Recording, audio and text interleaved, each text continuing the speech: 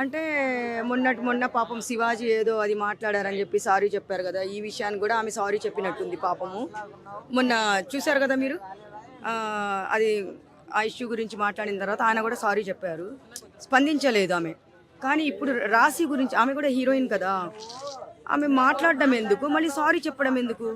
Sorry కాదమ్మా, ఇప్పుడు sorry అనే పదం చాలా ఆ, ఈ ఫేమస్ అయిపోయింది. అది ముందు వాగుతారు, తర్వాత సారీ చెప్తారు. ఎందుకు మాట్లాడతారు, ఎందుకు సారీ చెప్తారు అర్థం కావట్లేదు. ఆది కూడా అదే మాట్లాడాడు కదా, చూశాను, నేను వీడియో చూశాను అది. అయితే ఇప్పుడు అన్వేష్ గురించి నోరిప్పలేదా తెలుసా మీకు?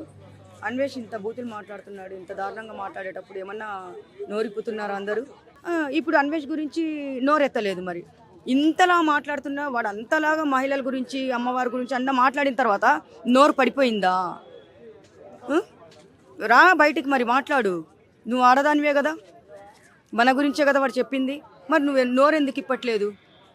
మరి ఇప్పుడు ఆది కూడా ఇప్పుడు జబర్దస్త్లో ఉన్న వాళ్ళందరూ ఎవరైనా సరే అమ్మా, మహిళలు అన్న తర్వాత వాడి మీద యాక్షన్ తీసుకోండి, ఎక్కడున్నా పట్టుకొని రండి, ఎంత నీచంగా మాట్లాడాడు, ఇంత దారుణంగా మాట్లాడుతున్నాడు అని చెప్పేసి తీసుకొని రమ్మని చెప్పాలి.